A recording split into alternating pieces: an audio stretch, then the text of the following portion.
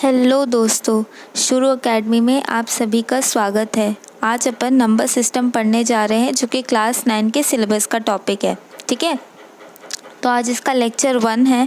ठीक है, तो आज जो भी मैं आपको पढ़ाऊँगी बहुत ध्यान से सुनना। मैं जो आपको होमवर्क दूंगी उसका आंसर्स आप लोग कमेंट सेक्शन में ज़रूर बताना। ठीक है, तो इससे हमारा क्या होगा ना, धीरे धीरे हमारी अंडरस्टैंडिंग बढ़ेगी। आपको कितना समझ में आ रहा है ये भी मुझे पता लगेगा, तो उस हिसाब से मैं अपने टीचिंग स्टाइल में भी थोड़ा सा चेंजेस कर सकती हूँ। ठीक है, अगर आपको बहुत अच्छे से समझ में आ रहा है तो बहुत अच्छी बात है। अगर आपको थोड़ा कम समझ में आ रहा है तो मैं अपनी वे ऑफ टीचिंग को और थोड़ा चेंज करूँगी। ठीक है, तो आप होमवर्क के क्वेश्चंस को ज़रूर सॉल्व करना और आंसर्स हमारे कमेंट बॉक्स में बताना। और हमारा टेलीग्राम चैनल भी है शुरू एकेडमी ऑफिशियल नाम से, शुरू एकेडमी ऑफिशियल नाम से उस चैनल को आप लोग ज्वाइन कर लेना। ठीक है, वहाँ पर भी आप हमारे से डाउट्स पूछ सकते हैं। वहाँ पर नीचे एक डिस्कस का ऑप्शन आएगा।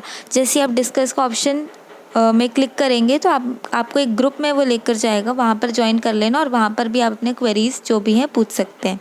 ठीक है, तो चलिए शुरू करते हैं आज का वीडियो। देखिए, सबसे पहला है क्लासिफिकेशन ऑफ नंबर्स। सबसे पहले हम ये पढ़ने जा रहे हैं कि हमारे जितने भी नंबर्स होते हैं, अलग अलग टाइप के नंबर्स होते हैं, किन तरीक़ों के नंबर्स होते हैं। ठीक है, और ये पढ़ना भी बहुत ज़रूरी है क्योंकि हायर क्लासेस में इसका बहुत ज़्यादा यूज़ है, बहुत ही ज़्यादा इसके यूजेस हैं। और कॉम्पिटिटिव में जब आप लोग आगे जाएंगे, ठीक है, कॉलेज के बाद आप लोग कॉम्पिटिटिव एग्ज़ाम्स देंगे, क्या बोलते हैं, एसएससी हो गया, रेलवे हो गया, बैंकिंग हो गया, सारे उसमें जो है नंबर्स का नोटेशन वगैरह मतलब दिया जाता है और उससे आपको समझ जाना पड़ता है कि ये कौन सा नंबर है। ठीक है, तो चलिए शुरू करते हैं। तो सबसे पहला जो है नेचुरल नंबर्स होता है। सबसे पहला क्लासिफिकेशन और ईजीएस्ट बोले तो नेचुरल नंबर्स होता है। ठीक है, तो अब हम इसको आराम से समझने की कोशिश करते हैं। आप लोगों ने छोटे क्लासेस में नंबर लाइन ड्रॉ करना सीखा होगा। ठीक है, नंबर लाइन ड्रॉ करना सीखा होगा। ऐसे कुछ करते थे, यहाँ पर 0 आता था, 1 2 3 इस तरीके से, और ये यहाँ पर इस तरफ पूरा जा रहा है। ठीक है, इसी तरीके से यहाँ नेगेटिव नंबर हम डालते थे। ठीक है, एंड सो ऑन, यहाँ पर भी सो ऑन जा रहा है। ठीक है, तो अब मान लो मेरे पास मान लो यहाँ पर एक लड़का खड़ा है, ठीक है, और उसके हाथ में बैग है, ठीक है। एक लड़का यहाँ पर खड़ा है ज़ीरो पर एक लड़का खड़ा है और उसके हाथ में एक बैग है। ठीक है, अब उसने चलना शुरू किया ज़ीरो से राइट साइड। ठीक है, ज़ीरो से राइट साइड उसने चलना शुरू किया और इस तरीके से चलना शुरू किया कि जैसे ही वो 1 पे पहुंचता है वो 1 को उठा के बैग में डाल लेता है। जैसे ही वो 2 पे पहुंचता है 2 को बैग में डाल लेता है। 3 पे पहुंचता है 3 को बैग में डाल लेता है। इस तरीके से 4 पे पहुंचता है बैग में डाल लेता है। इस तरीके से वो नंबर्स जो हैं उसको डालता जाता है बैग में। तो क्या आप मुझे बता सकते हैं कि एंडिंग में उसके बैग में कितने नंबर्स होंगे? क्या आप मुझे बता सकते हैं? तो इसका आंसर देना पॉसिबल नहीं है। क्यों पॉसिबल नहीं है? क्योंकि ये जो 3 है, 4 है, 5 है, 6 है, कहाँ तक जा रहा है? एंडलेसली ये तो बढ़ते जा रहा है, कोई एंड ही नहीं है उसका। ठीक है, इन्फिनिटी तक जा रहा है। तो हम बैग में कितने नंबर्स हैं हम ये पता नहीं लगा सकते। ठीक है, तो जो 1 से स्टार्ट होते हैं नंबर्स, अब आप लोग ये भी देख रहे होंगे कि जो नंबर्स है 1 से स्टार्ट होते हुए जा रहे हैं। ठीक है, और ये जो 1 2 3 4 अगर हम इसे ध्यान से देखें तो ये जो नंबर्स है वो काउंटिंग नंबर्स है। हम काउंटिंग करने के लिए यूज़ करते हैं इन नंबर्स को, है ना। जैसे अगर मैं बोलूँ मेरे पास 12 एप्पल हैं, मेरे पास 12 एप्पल्स हैं, तो मुझे पता चला कि 12 एप्पल्स है? मैंने काउंट किया तभी तो मतलब मुझे पता चला, है ना। तो कैसे काउंट करेंगे? First Apple, second Apple, third Apple, fourth Apple, इस तरीके से काउंटिंग के लिए यूज़ हुआ। अब कुछ लोग मुझसे ये पूछ सकते हैं कि मैम 2 एप्पल रखा है और एक आधा एप्पल रखा है, तो मैं उसको 2.5 एप्पल बोलूँगी। बट यहाँ पर हमें ये चीज़ ध्यान रखना है, 2.5 एप्पल मैं उसे बोलूँगी। पर हमें यहाँ पर ये चीज़ ध्यान रखना है कि जो नेचुरल नंबर्स होते हैं ना वो खुद में कंप्लीट होते हैं। कंप्लीट होते हैं। ठीक है, वो किसी का पार्ट नहीं होते, कभी भी फ्रैक्शन में नहीं होते वो। जैसे फ्रैक्शन का मतलब क्या होता है? होल में से एक पार्ट लेना। जैसे यहाँ पर 1/2 है, तो मान लो ये बॉक्स है, इसका ये 2 पार्ट में है, तो इसका एक पार्ट हमने चुन लिया, तो दिस इज़ 1/2। तो ये टोटल में से थोड़ा सा पार्ट हमने लिया है, तो दिस इज़ अ फ्रैक्शन। ठीक है, तो फ्रैक्शन कभी भी नेचुरल नंबर्स नहीं होते हैं। तो 2 चीज़ें आप लोग हमेशा याद रखना कि नेचुरल नंबर्स जो होते हैं वो हमेशा काउंटिंग नंबर्स होते हैं। ठीक है, और कभी भी फ्रैक्शंस नहीं होते, खुद में कंप्लीट और यूनिक होते हैं। These are called as natural numbers.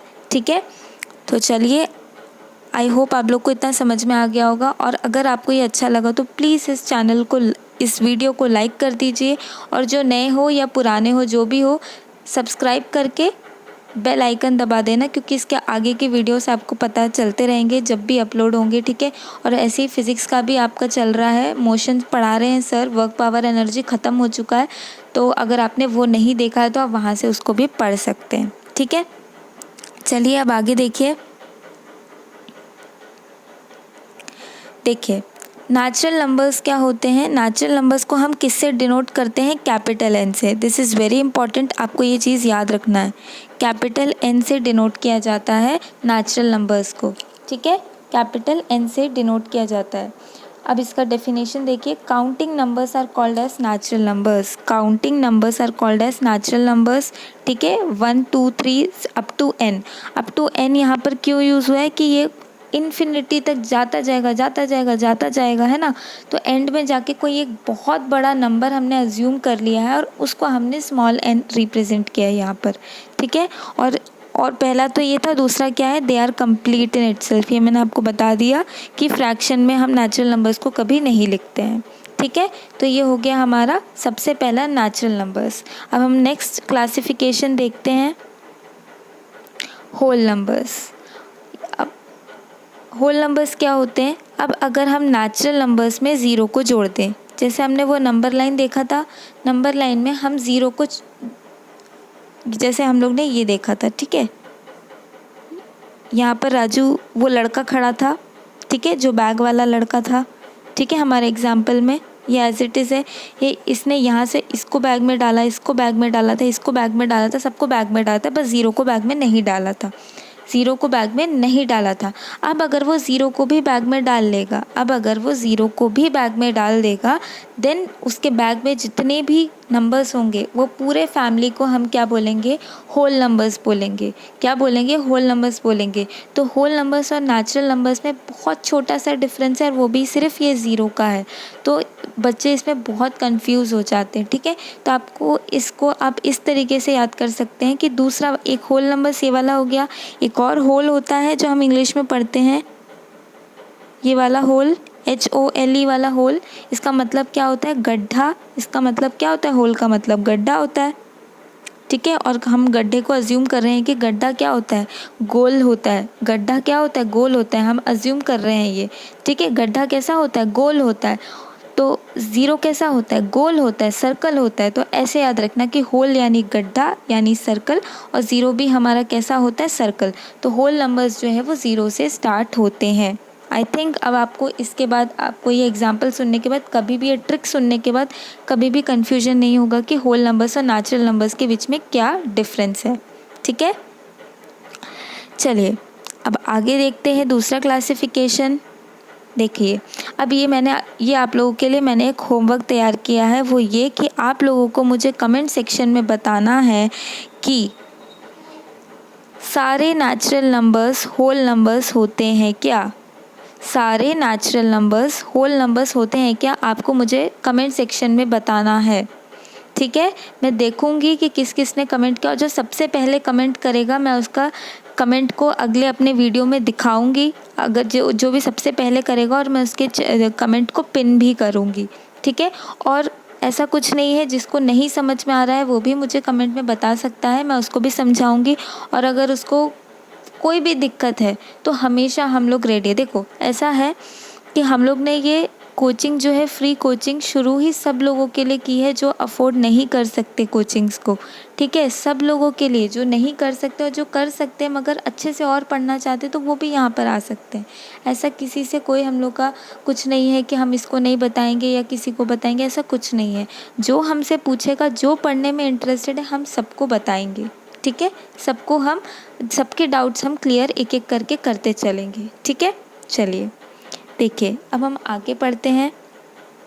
दूसरा कौन सा है हमारा? इंटीजर्स। अब थर्ड क्लासिफिकेशन ऑफ नंबर है हमारा इंटीजर्स। अब देखिए, इसको भी हम नंबर लाइन से सीखेंगे, वैसे ही हम एक नंबर लाइन ड्रॉ करेंगे। यहाँ 0 रखेंगे, यहाँ 1 रखेंगे, 2, 3 एंड सो ऑन। यहाँ -1 आएगा, -2 एंड सो ऑन, ठीक है। तो हमने इसको तो बैग में डाल लिया था सबसे पहले, और ये क्या कहलाया था? नेचुरल नंबर्स हो गया था हमारा, ठीक है। फिर हमने 0 को भी डाल लिया था, तब वो क्या कहला दिया था? तब वो क्या हो गया था? होल नंबर्स हो गया था। अब हम ये सारे नेगेटिव जो बचे हैं इसको भी हम बैग में डाल लेंगे, इसको भी हम क्या कर लेंगे? बैग में डाल लेंगे। तो अब हमारे पास बैग में क्या क्या हो जाएंगे? अब हमारे पास बैग में, ये हमारा बैग है मान लो, अब हमारे पास क्या क्या हो जाएंगे? नेगेटिव नंबर, 0 और पॉजिटिव नंबर, ये सारे नंबर्स हमारे पास आ गए बैग के अंदर। तो ये जो पूरी फैमिली है, हम इसको कहते हैं इंटीजर्स। हम इसको क्या कहते हैं? इंटीजर्स। यानी इंटीजर्स में क्या आ गए? नेगेटिव 0, सबसे पहले 0 आप देखो, 0 होल नंबर वाला 0, ठीक है। नेचुरल नंबर्स, सारे नेचुरल नंबर्स यानी 1, 2, 3, 4 सारे नेचुरल नंबर्स, और नेगेटिव यानी -1, -2, -3, और ये सारे कैसे हैं? नेगेटिव ऑफ नेचुरल नंबर्स है ना। 1 अगर नेचुरल नंबर तो -1 कर दिया तो वो नेगेटिव हो गया। तो negative of natural numbers 0 and all natural numbers, ये जो पूरा कलेक्शन है, they are called as integers, ठीक है। तो आई होप आप लोग को ये भी समझ में आ गया हो, और प्लीज़ आप लोग लाइक करना भूल जाते हो। अगर आपको अच्छा लग रहा है मेरा स्टाइल टीच करने का, पढ़ाने का, तो आप प्लीज़ इस वीडियो को लाइक करिए, ठीक है। चलो अब आगे देखते हैं, इसका थोड़ा और अच्छे से देखते हैं हम इसका। देखिए, इंटीजर्स क्या होते हैं? Negatives of the natural numbers 0 and the natural numbers together. ये जो है गलत हो गया, ये नंबर लिखा है मैंने, ठीक है, नंबर, ठीक है। तो negatives of the natural numbers, ठीक है, 0 और नेचुरल नंबर्स टुगेदर, ये क्या हो जाते हैं? आपके इंटीजर्स हो जाते हैं। जैसे -n, ये भी कोई एक बहुत नेगेटिव नंबर, हम जाते जाएंगे इन्फिनिटी तक तो मिलेगा आपको, ठीक है, -∞ से, या फिर हमने -∞ को यहाँ -n नाम दे दिया है, ठीक है। -n से हम आते हुए जाएंगे, -3 आएगा, -2, -1, 0, 1, 2, 3 एंड अप टू दिस। तो ये पूरा जो है वो इंटीजर्स हो जाएगा, ये पूरा जो है वो आपका इंटीजर्स हो जाएगा। और अगेन सबसे इम्पॉर्टेंट यहाँ पर है इसका नोटेशन। अगेन इसका सबसे इम्पॉर्टेंट है नोटेशन, कि ये Z से डिनोट किया जाता है, और कई बुक्स में इसको I से भी डिनोट करते हैं, तो आप दोनों नोट करके रख लीजिए। कैपिटल Z और कैपिटल I से इसको डिनोट करते हैं, कैपिटल Z, या फिर कई बुक्स में कैपिटल I दिया जाता है। तो जब आप अभी के लिए भी और बाद में भी जब हायर क्लासेस में जाएंगे, तब कभी भी अगर आपको कैपिटल Z कहीं मिले या फिर कैपिटल I मिले, तो आप समझ जाना कि ये इंटीजर है, ठीक है। अब कई बुक में आपको ये भी दिखेगा कि Z+ लिखा रहता है या फिर I+ लिखा रहता है। इसका मतलब होता है सारे पॉजिटिव इंटीजर्स, यानी 1, 2, 3, 4, 5, 6 इस तरीके से पॉजिटिव इंटीजर्स, ठीक है। ऐसे ही सेम नेगेटिव के लिए Z- या फिर I- यूज़ किया जाता है, I- यूज़ किया जाता है, ठीक है। समझ में आ गई? ठीक है। तो अपना 3 क्लासिफिकेशन हो गए, natural numbers, whole numbers, integers, ठीक है। अब अपन आगे देखते हैं रैशनल नंबर्स। अपन का 4th और सबसे इम्पॉर्टेंट क्लासिफिकेशन है रैशनल नंबर्स, ठीक है। रैशनल नंबर्स और उसके बाद एक इर्रैशनल नंबर्स भी आता है। इनके बीच में जो डिफरेंस है ये आपको समझना बहुत ज़रूरी है। इसीलिए अब आप सारे काम छोड़ के अभी जितना अटेंशन दे रहे थे उससे डबल अटेंशन देकर सुनना कि मैं क्या बोल रही हूँ, ठीक है। रैशनल नंबर्स क्या होते हैं? सबसे पहले तो रैशनल नंबर्स किस वर्ड से बना है? रैशनल जो वर्ड है वो किस एक वर्ड से बना है? That is ratio. ये आपने छोटे क्लास में पढ़ा होगा कि रेशियो क्या होता है? रेशियो फ्रैक्शन होता है। रेशियो क्या होता है? फ्रैक्शन होता है, ठीक है। फ्रैक्शन होता है जिसमें एक न्यूमरेटर होता है और एक डिनोमिनेटर होता है, एक न्यूमरेटर होता है और एक डिनोमिनेटर होता है, ठीक है। तो रैशनल नंबर्स भी ऐसे ही कुछ होता है जिसमें न्यूमरेटर होता है और डिनोमिनेटर होता है। अब क्या हर नंबर जो जिसमें न्यूमरेटर है और जिसमें डिनोमिनेटर है, यानी कि क्या हर फ्रैक्शन रैशनल नंबर्स होते हैं? क्या हर फ्रैक्शन रैशनल नंबर्स होते हैं? थोड़ा सोचो, वीडियो पॉज करके भी थोड़ा सोचो, ठीक है। जैसे मैं बोलूँ 16/3, ठीक है, या फिर मैं बोलूँ 2/3, या फिर मैं कहूँ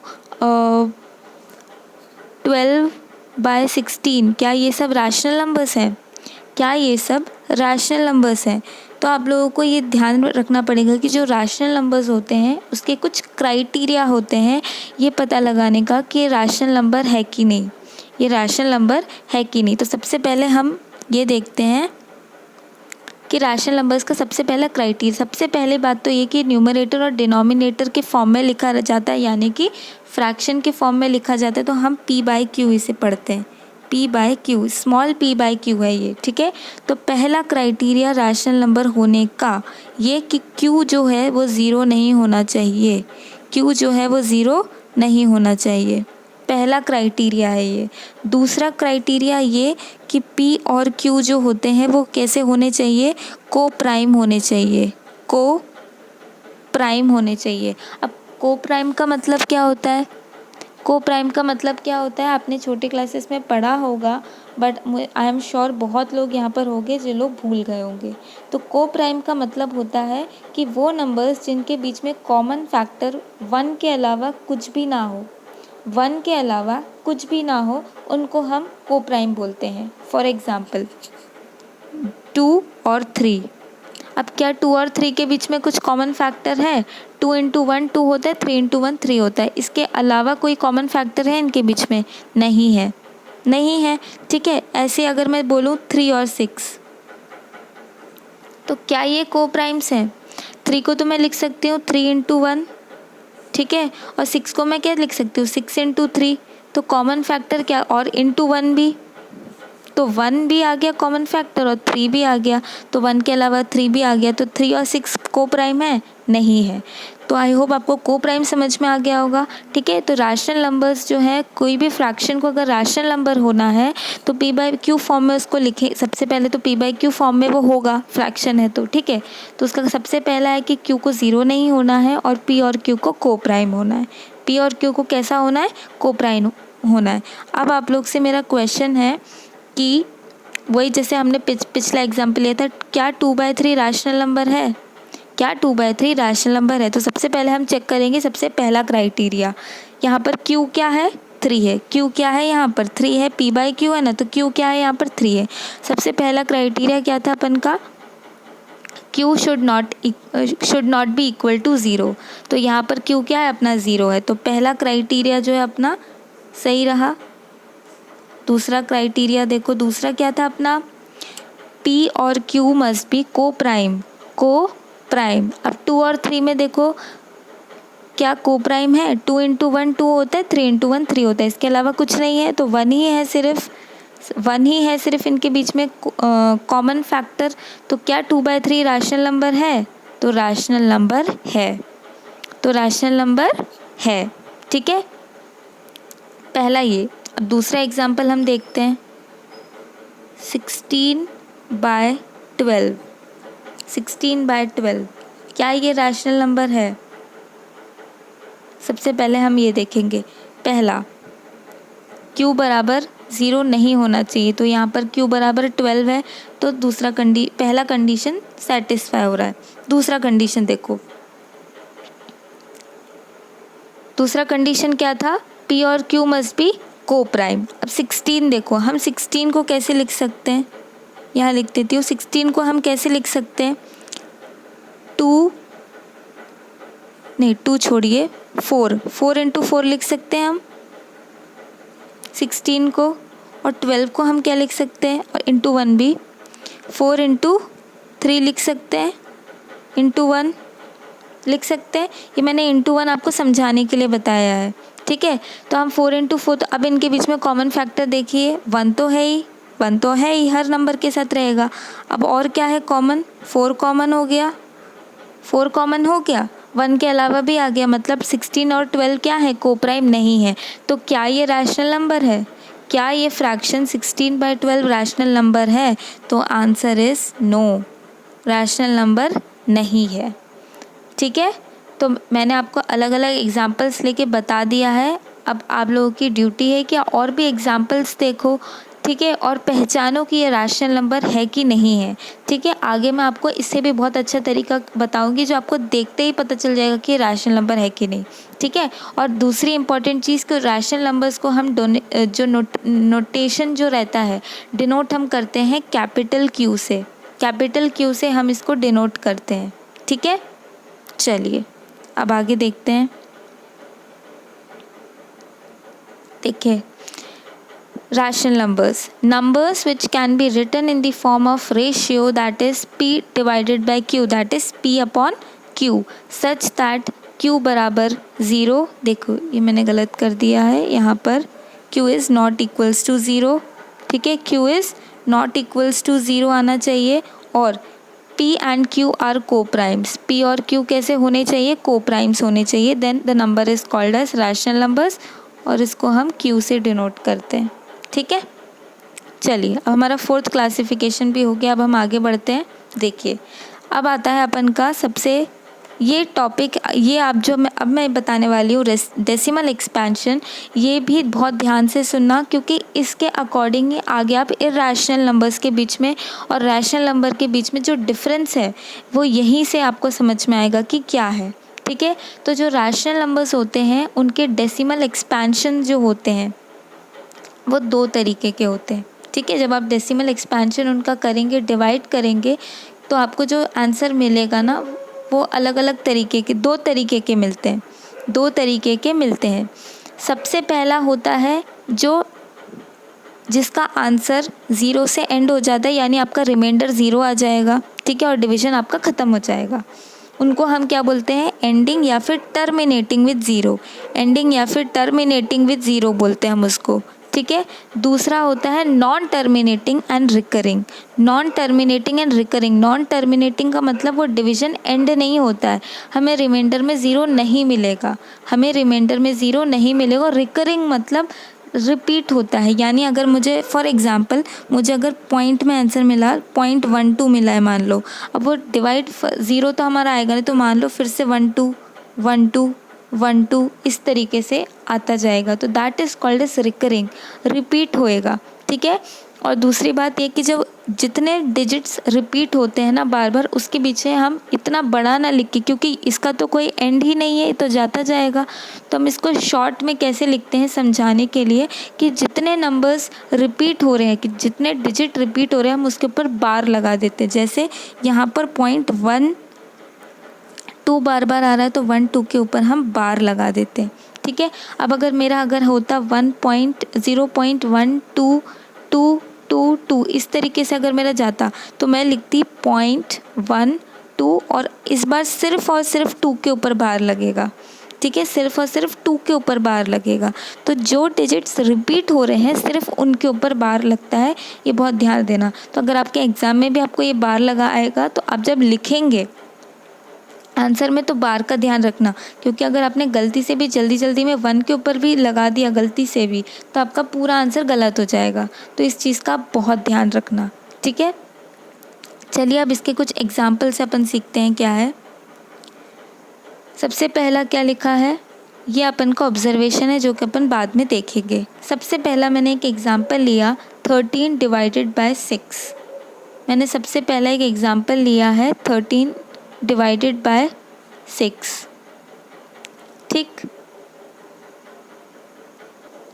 13/6 नहीं, अभी हम यहाँ पर सबसे पहले 1/5 देखेंगे। ठीक है, जब आप 1/5 को डिवाइड करेंगे तो आप देख सकते हैं मैंने यहाँ डिवाइड किया हुआ है। जब आप 1/5 को करेंगे तो क्या हो जाएगा, पहले 5 0 0, ठीक है 1, फिर आप पॉइंट लगाएंगे 0 आएगा, 5 2 10 करेंगे तो आपका रिमाइंडर क्या आ गया, 0 आ गया।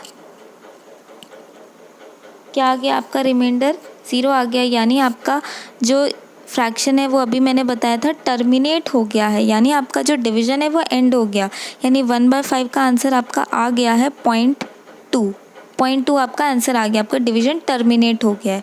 ठीक है, तो सबसे और यहाँ पर आप देखिए जो Q है वो क्या है 5 है। अभी आपको समझ में आएगा मैं ऐसा क्यों बोल रही हूँ। यहाँ पर जो Q है यानी जो डिनोमिनेटर है वो क्या है 5 है। ठीक है, तो ये वाला जो 1/5 वो आपका किसका एग्जाम्पल हो गया, टर्मिनेटिंग वाला हो गया।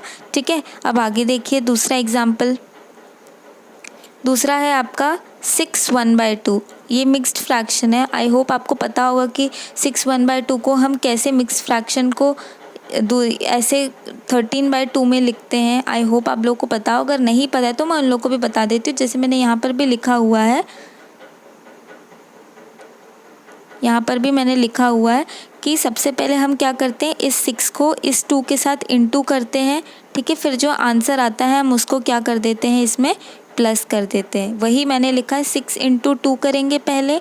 ठीक है, 6 के साथ जो डिनोमिनेटर में लिखा है उससे हम मल्टीप्लाई करेंगे, फिर टोटल जो भी आएगा उसको न्यूमरेटर के साथ हम क्या कर देंगे, ऐड कर देंगे। तो यहाँ पर हमारा 6 × 2 हो जाएगा 12 और +1 हम करेंगे तो हमारा 13 आ जाएगा, और डिनोमिनेटर में एज इट इज़ हमारा 2 रहेगा, वो हमें चिपका देंगे। ठीक है, और आप पहले बात तो ये आपको ये आना चाहिए, दूसरी बात आपको ये और आना चाहिए कि जो 6 1/2 होता है वो होता क्या है। जैसे अगर आपको नहीं आता, जैसे आप भूल गए हो कि ये 6 × 2 ऐसा, वैसे तो आपको आना चाहिए, बट बाय चांस कभी ऐसा हो जाता है एग्ज़ाम में आप कभी भूल गए या जो भी है, तो एक और चीज़ आपको पता होनी चाहिए कि ये जो ऐसे मिक्स फ्रैक्शंस होते हैं उसका मतलब क्या होता है। उसका मतलब होता है, ये लिखा है 6 + 1/2 लिखा है ये। ठीक है, कोई भी मिक्स फ्रैक्शन जो इस फॉर्म में होता है उसका मतलब ये होता है कि जो 6 1/2 है उसका मतलब होता है 6 + 1/2। अब आप इसको ऐड कर लीजिए एलसीएम लेके, तो भी आपका आंसर जो है वो 13/2 ही आएगा। ठीक है, चलिए अब अपने टॉपिक पे वापस आते हैं। अब मैंने 13/2 को डिवाइड किया है। ठीक है, आप देख सकते हैं ये भी मैंने लिखा हुआ है 2 × सबसे पहले 2 6 12 होता है। ठीक है, ये 1 गया, फिर मैं आपने पॉइंट लगाया 0 आ गया, 2 5 10 किया, तो इसका भी जो रिमाइंडर है वो क्या आ गया, 0 आ गया। तो ये भी डिवीज़न ये आपका कैसा हो गया, टर्मिनेटिंग हो गया। तो ये भी आपका एग्जाम्पल हुआ टर्मिनेटिंग का, टर्मिनेटिंग डेसिमल का ये आपका एग्जाम्पल हुआ। अब यहाँ पर जो Q है आपका वो क्या है, 2 है। यहाँ पर Q 2 है, पिछले वाले में भी आपका टर्मिनेटिंग का एग्जाम्पल था, उसमें 5 था Q। ठीक है, इसमें 2 है Q। ठीक है, अब अपन आगे देखते हैं क्या है। देखिए अब दूसरा एग्जाम्पल है 3 1/3। इसको ये भी मिक्स फ्रैक्शन है, यानी ये भी 3 + 1/3 है। ठीक है, इसको भी मैंने 10/3 आ जाएगा, इसको भी मैंने डिवाइड किया है। अब आप यहाँ पर देखिए 3 × 3 मैंने किया 9 आया, इसको मैंने सब्ट्रैक्ट किया 1 आया, पॉइंट लगाया 0 किया 9 आया, फिर वही किया तो वही आंसर आता जा रहा है। ये मैंने 3.33 पे रोक दिया है, बट ये आगे आप देख सकते हैं ये 1 आया, रिमाइंडर 0 नहीं आया है, 1 आया, यानी ख़त्म नहीं हुआ है। ये आगे आप और 3 लगाओ, यहाँ पर 0 लगाओगे, फिर ऊपर 3 लगाओगे 9, तो ये ऐसा प्रोसेस जो है सेम चलता रहेगा। तो इसका आंसर जो है वो एंड कभी नहीं होगा। ये 3 एंड सो ऑन ये चलता रहेगा। तो मैं इसको कैसे लिख सकती हूँ, अभी मैंने आपको बताया था 3 बार लिख सकती हूँ। तो ये कैसा है, 3 क्या है, बार बार रिपीट होते जा रहा है। ठीक है, तो ये किसका एग्जाम्पल हुआ हमारा, वो नॉन टर्मिनेटिंग वाले का एग्जाम्पल हुआ, क्योंकि ये डिवीज़न ख़त्म नहीं हो रहा और रिकरिंग भी है, रिकरिंग यानी रिपीट भी हो रहा है।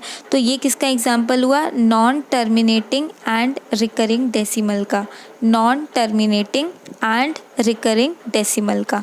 ठीक है, अब यहाँ पर आप देखो Q क्या है, आपका Q क्या है, यहाँ पर डिनोमिनेटर क्या है, 3 है। ठीक है, यहाँ पर क्या है, 3 है। अब आपको समझ में आएगा कि मैं क्यों बोल रही थी कि Q को देखो। देखिए चलिए एक और एग्जाम्पल मैंने यहाँ पर लिखा है 9/2। आप वो भी यहाँ पर देख सकते हैं 9/2 क्या है। 9/2 को भी आप करेंगे तो 4.5 आंसर आ रहा है। ठीक है, 4.5 आंसर आ रहा है, ये रहा। और अगर आप 6/7 को करेंगे तो देखिएगा आप यहाँ पर मैंने, आप ये देख लीजिए पॉज करके वीडियो। ये 60 में मैंने रोक दिया है। अगर आप इसको आगे करेंगे तो यहाँ पर भी देखो 60 आया है, ये फिर से रिपीट होता जाएगा। यहाँ पर मैंने 60 में रोक दिया है, अगर आप आगे देखेंगे तो ये 60 में फिर से आता जाएगा। तो ये जो इसका आंसर है वो ये है 0.857142। अब 2 के बाद फिर से चालू होगा ये 857142, 857142। तो अगर इसका ओवरऑल हमें आंसर लिखना है तो हम क्या लिखेंगे 0.857142, और ये बार बार रिपीट हो रहा है तो हम इसके ऊपर क्या लगा देंगे, बार लगा देंगे। ठीक है, ये मेरा पेन यहाँ पर आगे नहीं जा रहा है, तो आप ये याद रखना। मैंने यहाँ पर मैं एक बार अच्छे से यहाँ लिख दी हूँ 0.857142, ये है मेरा आंसर। ठीक है, ये है मेरा आंसर। अब यहाँ पर क्यू हमारा है 2, यहाँ पर क्यू है हमारा 7, यहाँ पर क्यू है हमारा 2, यहाँ पर क्यू हमारा 7। अगर आपको याद हो तो जितने भी अभी तक हमने टर्मिनेटिंग वाले जितने भी देखे हैं उसके क्यू में एक में 2 था, एक में क्यू, एक में 5 था, और जितने भी नॉन टर्मिनेटिंग देखे एक में अपन का 7 मिला था अपन को, एक में 3 मिला था क्यू में। ठीक है, तो यहाँ पर ये इम्पॉर्टेंट क्यों है क्यू को देखने के लिए, क्यू देखना ज़रूरी क्यों है। अब देखिए यहाँ पर मैंने रीज़न लिखा हुआ है कि a fraction terminates only when the denominator in our case Q, अपने केस में क्यू है ना, p बाई क्यू के फॉर्म में है, has only prime factors as 2 and 5। ये बहुत ज़रूरी है समझना, ये मैंने क्या लिखा है। इससे आप कोई भी नंबर देखेंगे आपको तुरंत पता चल जाएगा कि रैशनल नंबर है कि नहीं। आपको इतना बड़ा जो मैंने डिवीज़न दिखाए थे ना, वो कुछ करने की ज़रूरत नहीं, आपको पता चल जाएगा ये टर्मिनेटिंग है कि नहीं है। तो उसका मतलब क्या है कि जो आपने क्यू लिखा है ना, अगर क्यू में जो भी नंबर है, क्यू में जो भी नंबर है अगर उसके प्राइम फैक्टर्स 2 या फिर 5 ही हैं, बस उसके अलावा कोई भी प्राइम फैक्टर्स अगर नहीं है, तो जो नंबर है हमारा, जो फ्रैक्शन दिया गया है वो रैशनल नंबर होगा। जैसे एग्जाम्पल 16/12, 16/12। ठीक है, अब इस 12 को मैं कैसे तोड़ सकती हूँ फैक्टर्स में, 2 × 3 6 होगा, और 6 × 2।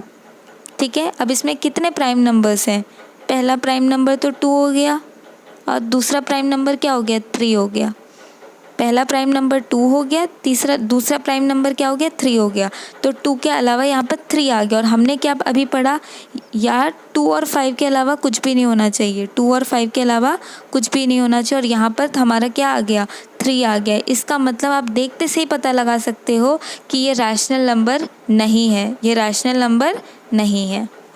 ठीक है, तो इतना आसान तरीका है ये। 2 या 5 प्राइम फैक्टर इसके अलावा कुछ भी अगर हुआ तो वो फ्रैक्शन जो है वो रैशनल नंबर नहीं है। ठीक है, इसका चलो अपन और आगे देखते हैं क्या है। देखिए मैंने दूसरा एग्जांपल यहाँ पर लिया हुआ है 13/6। 13/6 अब आप यहाँ पर देख सकते हैं। अब ये इसको छोड़ दो, आप इसको भूल जाओ, आप इसको भूल जाओ, अभी 1 मिनट के लिए आप इसको भूल जाओ।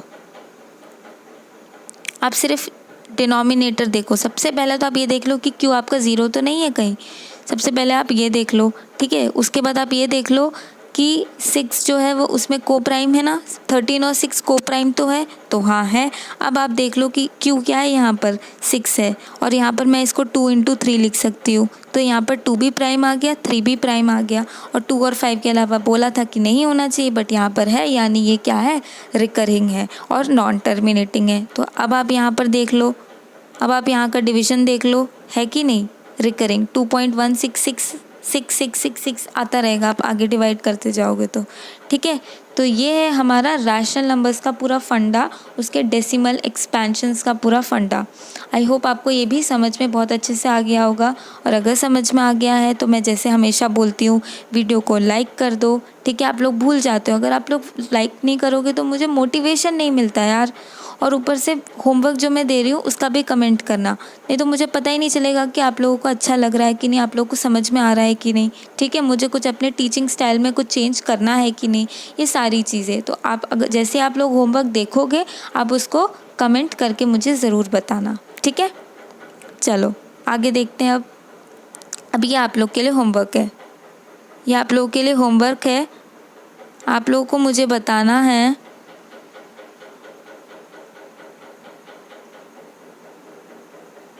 आप लोग को ये मुझे बताना है कि ये जितने भी मैंने नंबर्स दिए हैं वो कैसे हैं, टर्मिनेटिंग है, कौन कौन से इनमें से टर्मिनेटिंग है और कौन कौन से इसमें से रिकरिंग है। ये 3 नंबर्स, ये 3 मैंने दिया है, 17 डिवाइडेड बाय 3, 18 डिवाइडेड बाय 8। और आप मुझे सबसे पहले आप लोग ये करना कि मैंने आपको जो तरीका बताया है 2 and 5 वाला, वो आप तुरंत बिना डिवीजन किए आप पहले सोचना, दोनों क्राइटेरिया लगा के देखना रैशनल नंबर्स का, और उसके बाद बिना डिवाइड किए आप लोग देखना। उसके बाद आप लोग चाहिए तो उसको, अगर आपको डाउट लग रहा है तो आप उसको डिवाइड करके चेक करना कि आप सही हो कि नहीं, ठीक है। ऐसे आपके स्कूल के एग्ज़ाम में आएगा तो भी आपको पहले ऐसे चेक कर लेना, उसके बाद आप डिवीजन करके प्रूव कर देना, दिखा देना कि भैया नहीं है, तो आपको तभी पता चल जाएगा कि आप सही हो कि गलत हो, ठीक है। आपको तुरंत पता चल जाएगा। चलो अब आगे बढ़ते हैं। अब अपन पढ़ते हैं 5th क्लासिफिकेशन हमारा इर्रेशनल नंबर्स। अब ये कॉमन, ये तो आपको अब देखते ही पता चल रहा हो कि इर्रेशनल नंबर्स और इर्रेशनल नंबर्स में पहला डिफरेंस तो यही कि जो नंबर इर्रेशनल है, यानी कि जो नंबर रैशनल नहीं है वो इर्रेशनल नंबर्स। ये तो हर जगह आपको हर बुक में भी मिल जाएगा, बट इसके अंदर जाते हुए मेन अंडरस्टैंडिंग क्या है, तो वो ये है कि वो numbers which are non terminating, यानी अपन ने अभी जो नॉन टर्मिनेटिंग बोला, यानी जिसका डिवीजन कभी एंड नहीं होगा, एंड नॉन रिकरिंग, ये बहुत इम्पॉर्टेंट है, नॉन रिकरिंग। मतलब अभी अपन ने पढ़ के आए अपन की नॉन टर्मिनेटिंग तो हो रहा था रैशनल नंबर के केस में भी, बट उसका जो आंसर आ रहा था वो रिकरिंग आ रहा था, रिपीट हो रहा था। इर्रेशनल नंबर में वो रिपीट भी नहीं हो रहा है, यानी डेसिमल के बाद सब अलग अलग है, कुछ रिपीट नहीं हो रहा है, एक प्रॉपर सीक्वेंस है। तो वो नंबर्स जो नॉन टर्मिनेटिंग होते हैं और नॉन रिकरिंग भी होते हैं, that are called as irrational numbers.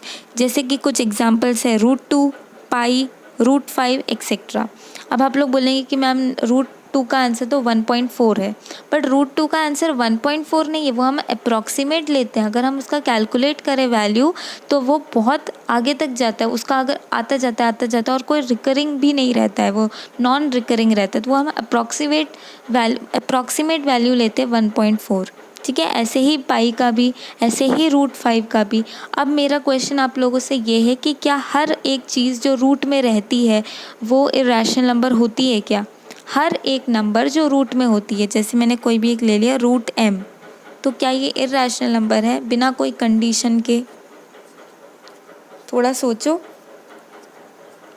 चलिए थोड़ा सोचना। अब मैं जो आगे बताऊंगी आप उससे टैली करना कि आपने जो सोचा वो सही सोचा कि नहीं, ठीक है। चलिए अब देखो, पाई की वैल्यू आप लोग को मालूम है 22/7 होती है, ठीक है। पाई की वैल्यू आप लोगों को मालूम है ना, 22/7 होती है। अगर आप उसको डिवाइड करोगे तो आपको ये आंसर मिलेगा 3.14285714। अब आप यहाँ पर देखो पॉइंट के बाद कुछ भी रिपीट हो रहा है क्या? एक तो टर्मिनेट भी नहीं हो रहा, ठीक है। टर्मिनेट, अगर आप इसको डिवाइड करोगे तो ये यहाँ पर टर्मिनेट नहीं हुआ है, ये आगे और आपको मिलेगा कुछ, ये तो थोड़ी सी वैल्यू दिख रही है आपको, ठीक है। और यहाँ पर कुछ रिपीट हो रहा है क्या? रिपीट भी नहीं हो रहा, तो ये कैसा है? नॉन टर्मिनेटिंग है और नॉन रिकरिंग है। ऐसे ही √2 की वैल्यू क्या आती है? 1.41421356, ठीक है। तो ये होती है आपकी √2 की वैल्यू। तो इसमें भी कुछ रिपीट हो रहा है, कुछ भी रिपीट नहीं हो रहा है, तो ये भी non terminating and non recurring, ठीक है। अब आता है सबसे इम्पॉर्टेंट बात, क्या √9 इर्रेशनल नंबर है? क्या √9 इर्रेशनल नंबर है? तो जिसको भी स्क्वायर रूट्स याद हैं वो लोग अभी बता देंगे कि है कि नहीं, पर जिसको स्क्वायर रूट याद नहीं है वो लोग नहीं बता पाएंगे। तो मैं आप लोगों को बोल रही हूँ कि 1 to 20 के जितने भी नंबर्स हैं उनके सब 1 to 20 के आप लोग स्क्वायर याद कर लीजिए, तो आप स्क्वायर रूट आराम से अपने आप बता देंगे, ठीक है। स्क्वायर आप लोग याद कर लीजिए, 1 to 20 तक के नंबर्स का स्क्वायर आपको अभी से आप याद कर लेंगे तो बहुत अच्छा रहेगा, क्योंकि बाद में जाके आपको पढ़ना ही पड़ेगा। वो एग्ज़ाम्स में सब, कॉम्पिटिटिव में सब, तो आपको मतलब ज़ुबान पर रटा हुआ होना चाहिए, तो तब याद करने से अच्छा अभी से आप याद कर लेंगे तो आप लोग के लिए बहुत अच्छा होगा, ठीक है। अगर आप लोग को नहीं मिल रहा है या कुछ भी है तो आप लोग मुझे कमेंट सेक्शन बता सकते हैं, मैं उसका भी आप लोग को लिस्ट दे दूँगी पूरा, ठीक है, या फिर मैं आपको टेलीग्राम चैनल पर भी दे दूँगी। आप हमारे टेलीग्राम चैनल को ये वीडियो देखते से ही ज्वाइन कर लेना, ठीक है। शुरू एकेडमी ऑफिशियल टेलीग्राम में जाना, टेलीग्राम एक ऐप है, वहाँ पर जाना, शुरू एकेडमी ऑफिशियल सर्च करना और हमारे चैनल को ज्वाइन कर देना, ठीक है। और वहाँ पर नीचे डिस्कस का ऑप्शन आएगा, उसको भी क्लिक करना, वो आपको एक ग्रुप में पहुँचाएगा। उस ग्रुप को भी आप ज्वाइन जैसे ही कर लेंगे, वहाँ पर आप लोग आपस में जितने भी स्टूडेंट्स हैं वहाँ बात भी कर सकते हैं, मुझसे भी और आपस में भी, ठीक है। चलो, तो अब आपको मैं बता देती हूँ कि जो 9 होता है वो किस नंबर का स्क्वायर होता है। 3 का स्क्वायर होता है, 3 का स्क्वायर 9 होता है, ठीक है। तो 9 यानी 9 का स्क्वायर रूट क्या हुआ, 9 का स्क्वायर रूट हुआ 3, 9 का स्क्वायर रूट हुआ 3, ठीक है। तो क्या रूट 9 इर्रेशनल नंबर है? तो रूट 9 जो है इर्रेशनल नंबर नहीं है, क्योंकि उसकी डेफिनेट वैल्यू है, क्योंकि उसकी डेफिनेट वैल्यू। अब यहाँ पर रूट 2 की वैल्यू क्या थी, कोई डेफिनेट नहीं थी, नॉन टर्मिनेटिंग और नॉन रिकरिंग थी, पर जो रूट 9 की वैल्यू है वो 3 है, और 3 ही है, कोई पॉइंट कुछ नहीं आगे, 3 है, इसकी डेफिनेट वैल्यू है। तो ये जो रूट 9 है वो हमारा इर्रेशनल नंबर नहीं है, इर्रेशनल नंबर हमारा नहीं है। तो याद रखना कि जितने भी परफेक्ट स्क्वायर नंबर होते हैं उनका अगर आप रूट लोगे तो वो इर्रेशनल नंबर नहीं होगा। तो अगर आपको बोलना है कि जनरलाइज करना है कि हमारा ये रूट ऑफ m जो होता है वो इर्रेशनल नंबर होता है, तो आपको एक कंडीशन भी बतानी पड़ेगी कि जो m होता है वो नॉन परफेक्ट स्क्वायर नंबर होना चाहिए, non perfect square, non perfect square number होना चाहिए, यानी उसका जो रूट है वो डेफिनेट नहीं है, ठीक है। तो इसके लिए आपको ये अच्छे से पता चल जाने के लिए आपको 1 से लेकर 20 तक का अगर आप याद कर लोगे स्क्वायर्स तो बहुत अच्छा रहेगा, ठीक है। चलो, तो आज के लिए इतना ही। Thanks for watching. अगर आपको ये वीडियो अच्छा लगा तो इसे लाइक करिए, शेयर कीजिए, और हमारे चैनल में अगर आप लोग नए हैं तो इस चैनल को सब्सक्राइब कीजिए, क्योंकि अगर अभी तो नंबर सिस्टम का एक ही पार्ट है, ये लेक्चर 1 है, अभी तो बहुत सीखना बाकी है। अभी तो आज अपने बेसिक लेवल सीखा, अभी अपन अगले लेक्चर में अपन इसके रिलेटेड अच्छे क्वेश्चंस करेंगे और बहुत कुछ करने वाले हैं अपन, बहुत मज़ा आने वाला है आपको सेशन में। बस आपको क्या करना है, वीडियो आज का अच्छा लगा है तो लाइक करना है, सब्सक्राइब करना है, और आपके जितने भी क्लासमेट्स हैं आप उनको शेयर कीजिए, अपने रिलेटिव्स हैं, फ्रेंड्स हैं, इस वीडियो को शेयर कीजिए, ठीक है। और कमेंट में आपको होमवर्क का आंसर मैं देखूंगी, और जो सबसे पहले बताएगा उसका मैं कमेंट भी पिन करूंगी, सबसे ऊपर आएगा वो कमेंट सेक्शन में, ठीक है। और यहाँ से जाते ही आप लोग टेलीग्राम चैनल हमारा ज्वाइन कर लेना, ठीक है। तो thanks for watching, bye bye.